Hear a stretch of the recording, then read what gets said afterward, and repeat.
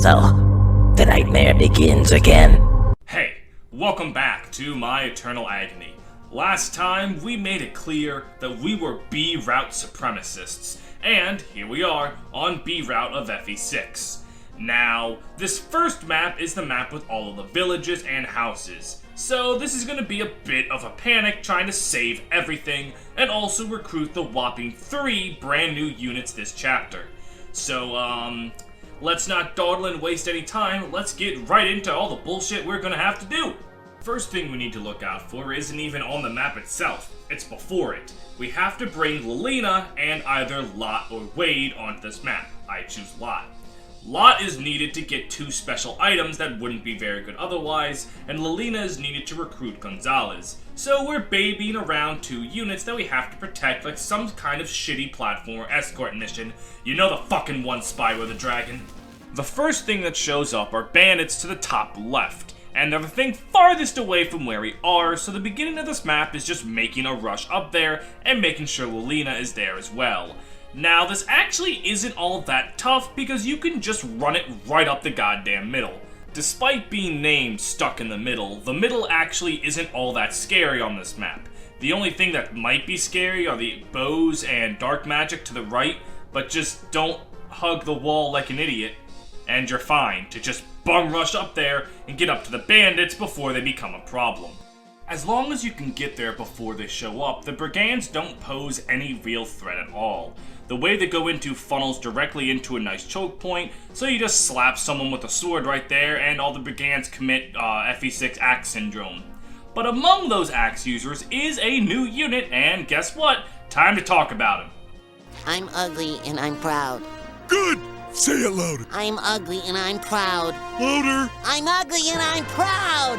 Louder. I'm ugly and I'm proud!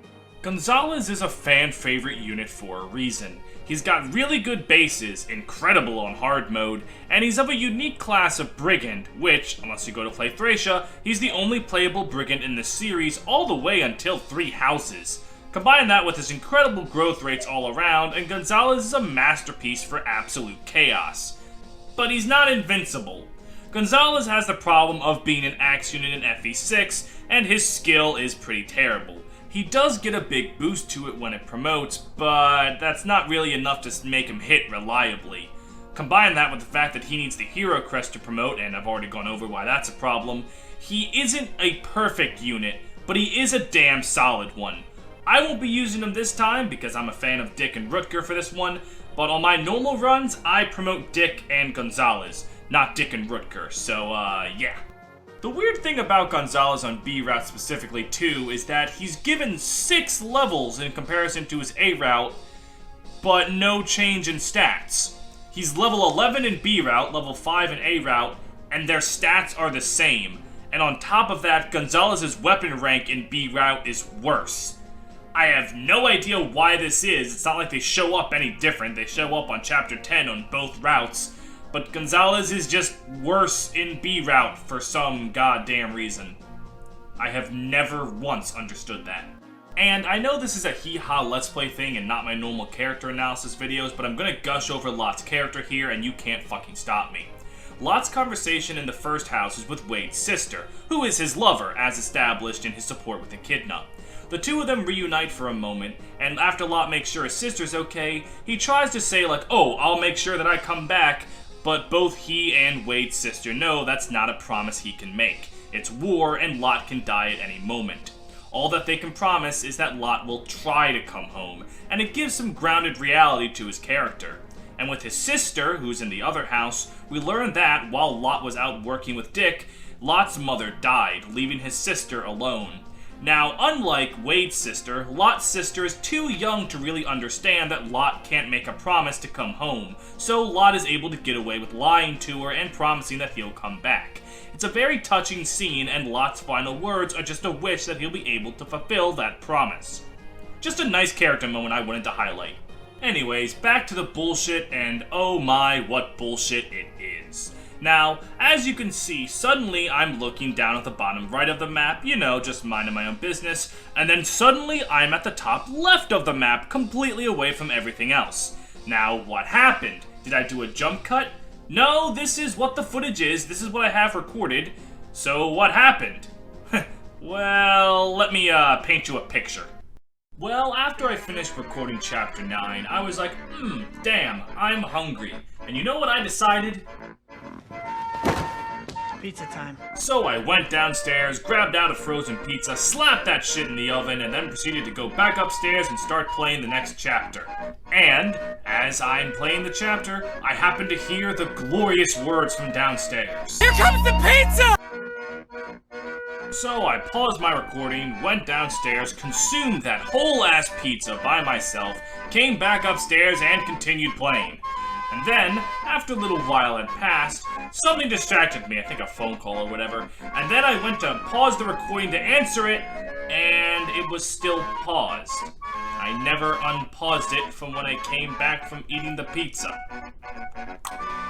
Whoops. So I don't have footage of us getting our new unit, Klein.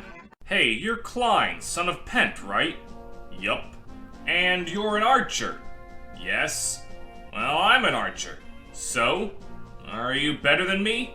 Well, I don't know you, but yes. Klein is a damn good pre-promote. He has solid bases, sniper isn't actually that bad in this game, and he has a perfect A weapon rank and a silver bow in his base equipment to boot. There's really not a bad thing about Klein. Like, sure, his growths aren't that good, but especially on hard mode, his bases are good enough to carry you through a good amount of time. He'll probably get dropped before the end of the game, but while he's useful, he is really useful. Solid sniper all around. And Klein shows up with a handful of archers around him. And remember our channel's mantra, green units aren't people, and these archers are no exception. They really want to throw themselves into death the first chance they get, and quite frankly, I don't care. Your reward for keeping all of them alive is the Orion's Bolt, the promotion item for archers and nomads. I'm only using one nomad, Shin, and you get another Orion's Bolt this chapter from a village, so quite frankly, I don't give a shit what these archers do. But I do give a shit about Tate, who spawns in from the top. You have to recruit her with Klein, and from where Klein is positioned and when she shows up, it's hard to get him over there in time. But you can talk to her with Shauna. This won't recruit her, but it will pacify her, so you can then stop her from running around and getting herself killed on your units like an idiot. Now when this happens, her Pegasus Knights become green people. However, I actually think these ones deserve to exist, because if they all survive, you get a whip to promote your flyers, and it's a pretty good item to have, especially since we just got Tate. Unfortunately, one of her Pegasus Knights decided to commit Sudoku and just ran to the left and got herself killed on a brigand. So, no extra Elysian whip for me. And I guess I'll talk about Tate. I, don't have a joke for this one. Tate's one of those units where if you just look at her stats and her growths, you think, oh, she's fine. Like, she's got great growths, great bases for a level 8 Pegasus Knight. Problem is, a level 8 Pegasus Knight's bases aren't very good right now. They're not terrible, but they're not very good. And her other problems are in the two stats that don't have her growth rate, Constitution and Weapon Rank. Her base weapon rank is D, which means she can't use any lances better than steel. And good luck using steel lances. With her only 5 con, they all weigh her down a ton. The only weapon she can really use that lets her speed exist is a slim lance. And with a slim lance poor might, she's not doing any damage. So that's a problem. If you stop and grind for her, her good growths will eventually outweigh that problem. And the Elysian Whip is hands down the best promotion item to get, because you get 4 flyers that need to promote, and if you play right, you get 3 Elysian Whips very early. So that's not that much of a problem. So if you want to stop to use Tate, she's fine.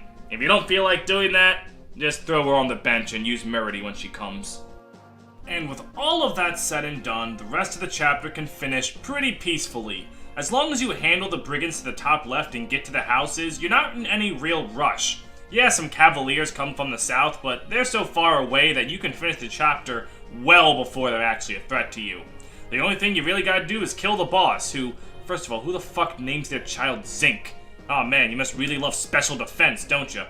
Anyways, he's an Armor Knight, so slap Rutger with that Armor Slayer and call it a GG, no re.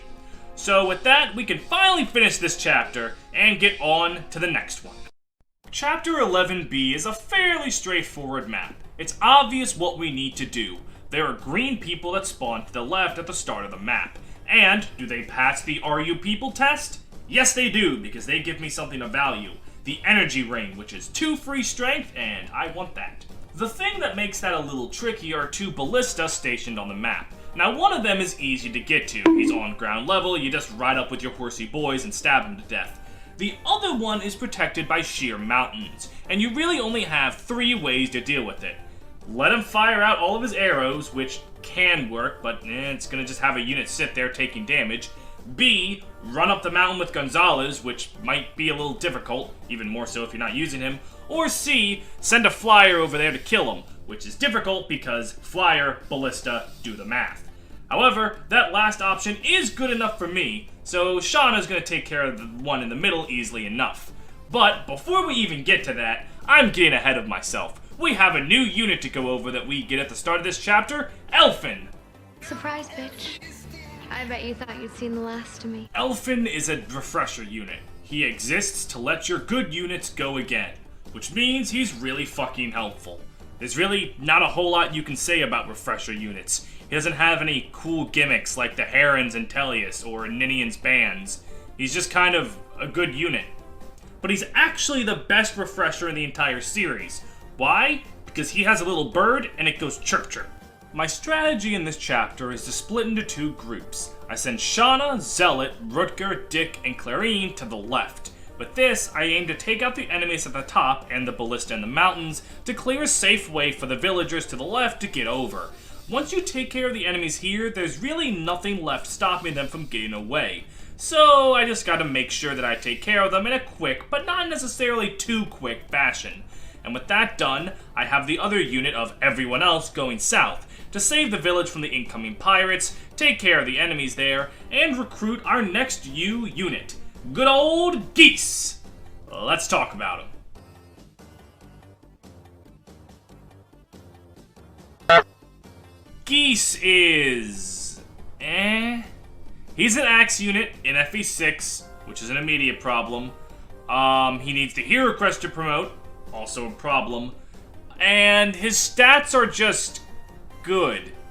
They're not great. Gonzalez is going to end up better between the 2 stat-wise, especially on hard mode. And Geese is just kind of okay.